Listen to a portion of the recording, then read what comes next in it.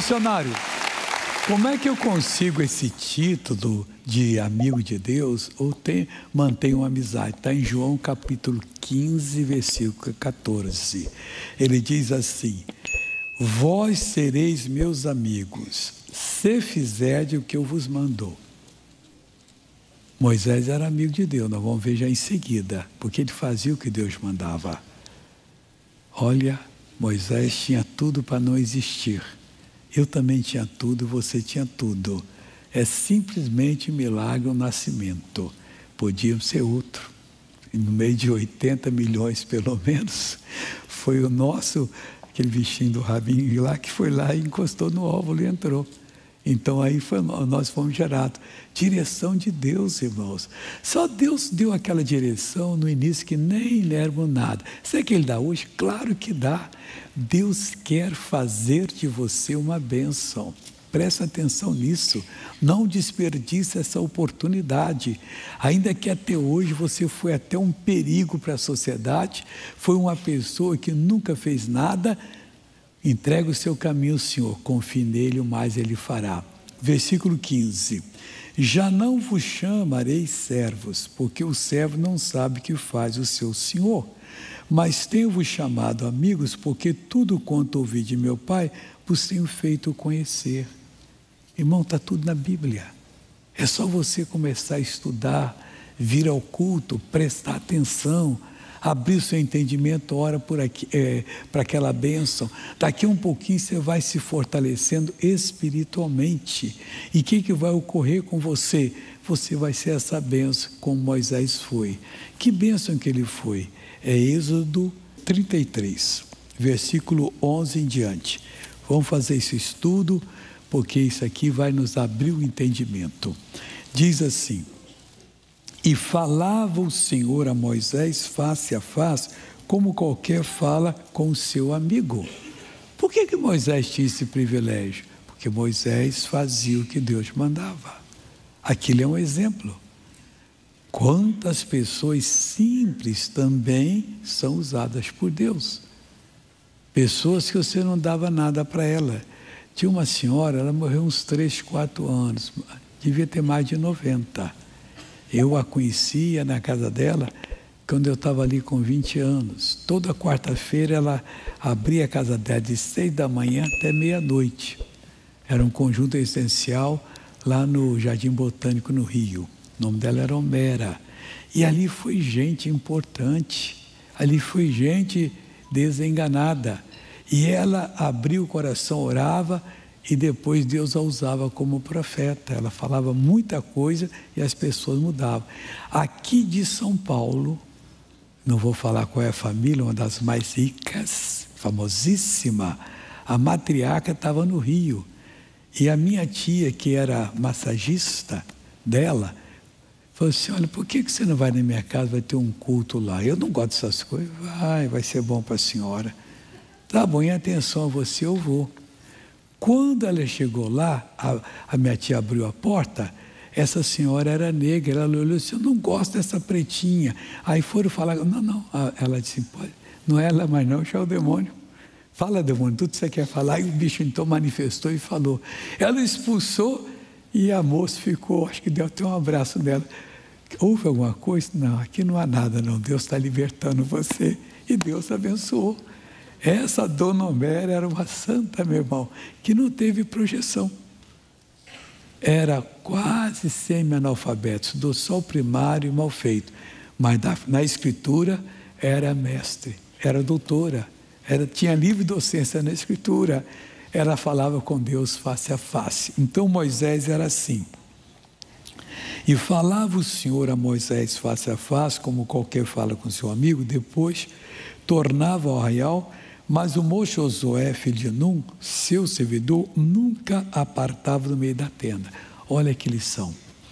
Josué era servidor de Moisés, mas fiel. Moisés ia falar com Deus e ficava na tenda, nunca apartava, assumia o lugar. Quando Deus levou Moisés, quem é que foi escolhido por Deus? Josué. E Moisés disse ao Senhor, Deus falava e ele falava também. Irmão, você tem que aprender. Deus falou com você pela palavra, Ele quer que você responda. Você entra na oração, conversa sobre aquilo, medite antes, para você não falar batatada, né? O que eu vou falar com o Senhor? Ele mesmo vai lhe ajudando. E você entra e resolve caso.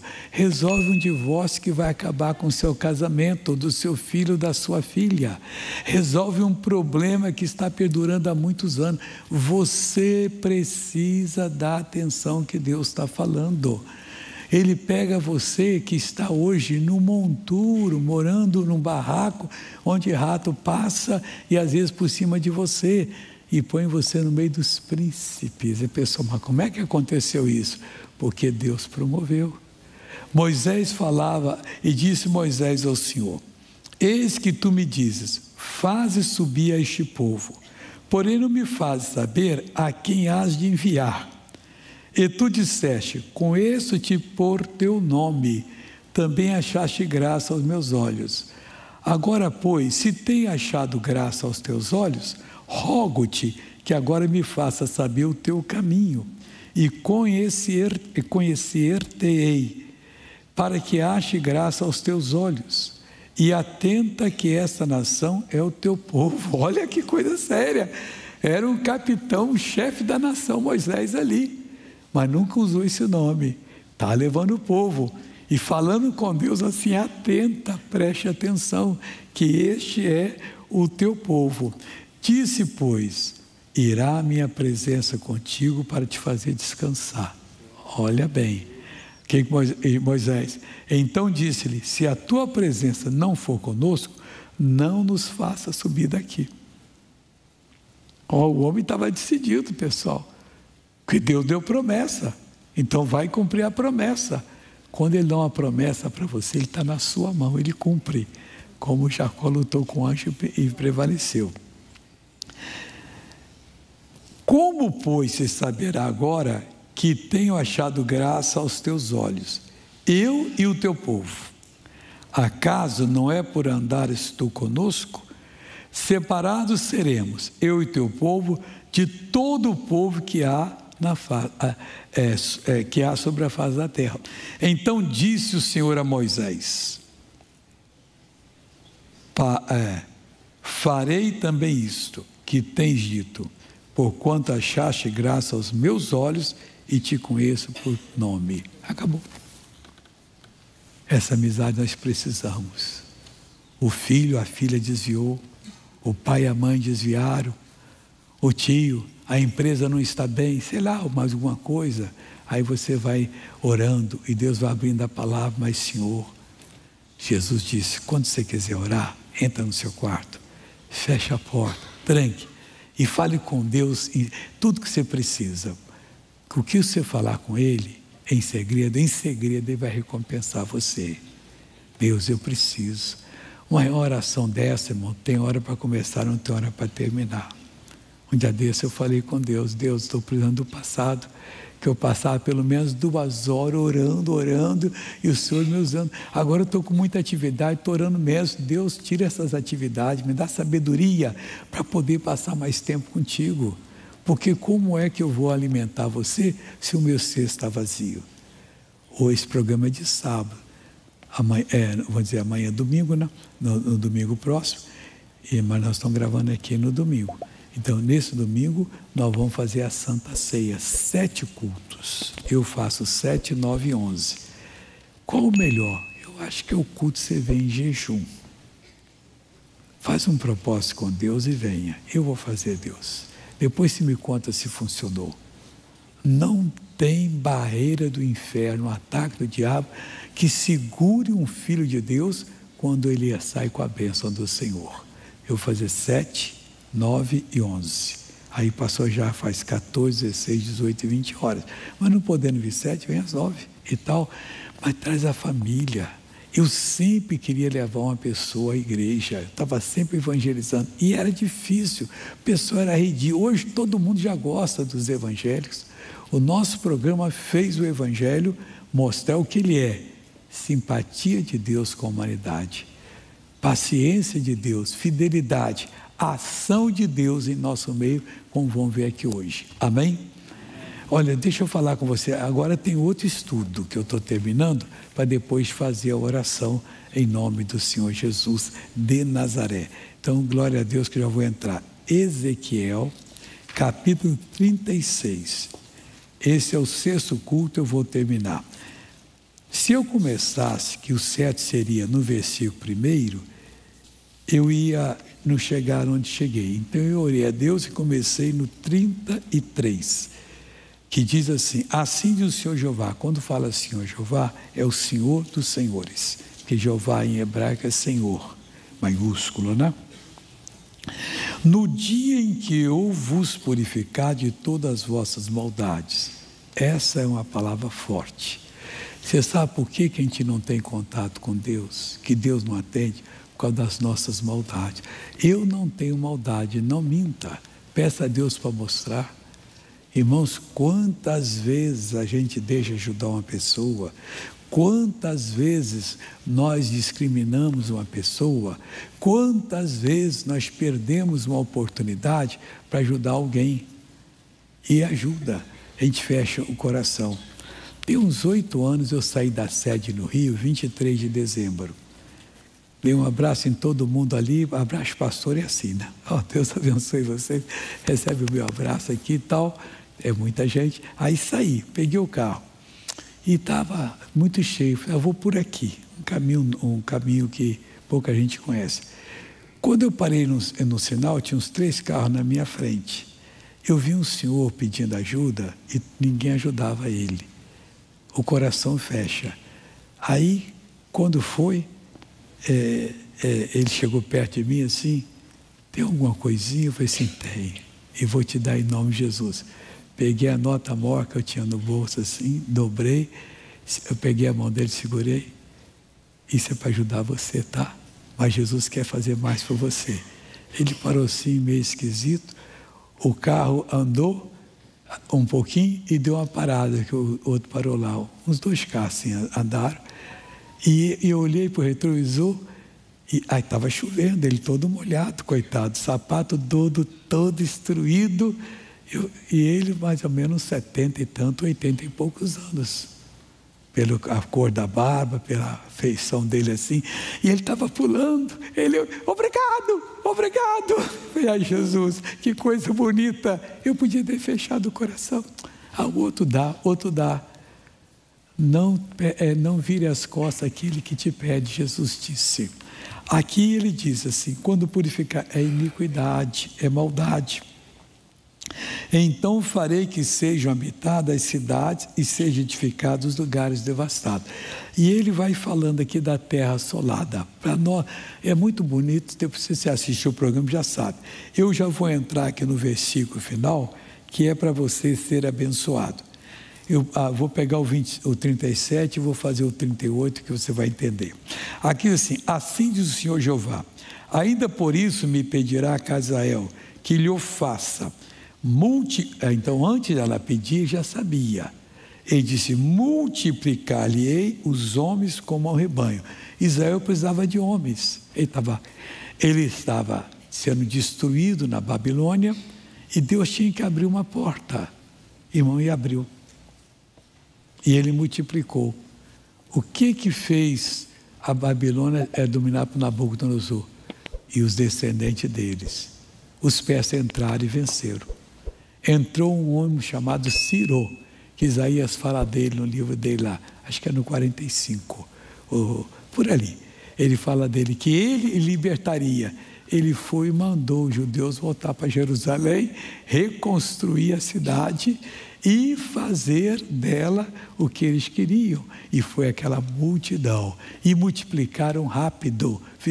Reconstruíram o muro, reconstruíram o templo, fizeram tudo aquilo ali. Esdras era o sacerdote e Neemias era o copeiro do rei Artaxerxes, que foi também enviado para poder fazer tudo isso. Deus sabe o que faz. E Deus vai continuar fazendo essas coisas boas. Agora nós vamos aqui para Deuteronômio, capítulo 1, versículo 30, eu só dei uma pincelada nele, mas em seguida eu vou lá para João. Essa Bíblia é boa, dona Eliana está com uma promoção, mas ela é novinha, ontem ela mandou essa Bíblia preta para mim. Diz assim, Então eu vos disse, não vos espanteis nem os temais. O Senhor vosso Deus vai adiante de vós, por vós pelejará, conforme tudo que fez convosco diante de vossos olhos no Egito. Ele era o profeta, falando na frente. Aí o que ocorreu aqui na mão do nosso amigo Ezequiel? Ezequiel era um sacerdote novo que foi levado para a Babilônia, continuou sacerdote e Deus o fez ser profeta. Aí aqui Deus diz que ia multiplicar os homens, versículo 38. Como o rebanho santificado, que ele ia multiplicar assim, como o rebanho de Jerusalém nas suas solenidades. Assim as cidades desertas se encherão de famílias e saberão que eu sou o Senhor. Amigo, nós precisamos disso. Essas famílias aqui representam o povo que cada um de nós vai ganhar para Jesus. Nós não podemos desperdiçar o tempo de falar de Jesus, de trazer uma pessoa, de insistir, de interceder por ela, porque aquela que nós ganharmos será a nossa herança no reino dos céus. Não escravo nosso, nós seremos recompensados, que é uma vida que nunca vai sair da presença de Deus. E quem fez? Foi eu, foi você, que fizemos e conseguimos a pessoa. Vamos agora para João 10:4. Aqui Jesus disse o seguinte, João capítulo 10, esse capítulo é muitíssimo importante, versículo 4. Ele está falando aqui das ovelhas. Vou começar no versículo primeiro. Na verdade, digo que aquele que não entra pela porta no curral das ovelhas, mas só por outra parte é ladrão e salteador. Que porta Jesus está falando aqui? No curral das ovelhas. O que é o curral das ovelhas? É o mundo. Aqui é o curral. E que porta? Nascimento materno. Ele, para vir aqui, que Deus fez o mundo e deu ao homem, ele teve que se encarnar e nascer como um de nós. Então Jesus veio como homem, despiu-se lá de toda a sua glória e veio à terra para poder nos redimir. Passou pelo nascimento materno, pela porta do curral das ovelhas. Mas o diabo não. O diabo enganou Adão, mentindo, que subiu para outra parte e entrou aqui. Mas Jesus já o expulsou.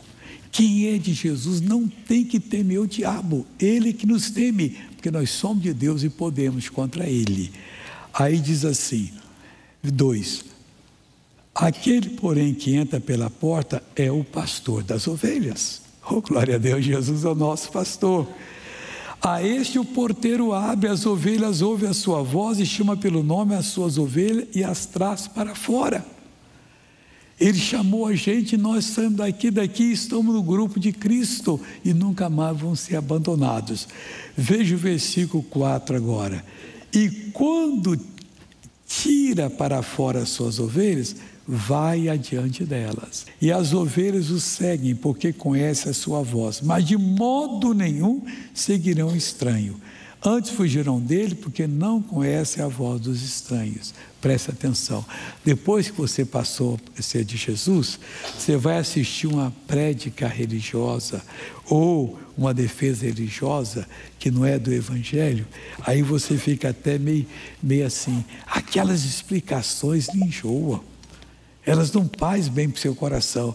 Quando você pega a Bíblia, você tem uma paz, uma tranquilidade. Você sente que está sendo alimentado. Você consegue um poder. Você ora, tem solução. Amigo, é Jesus abrindo a porta para você.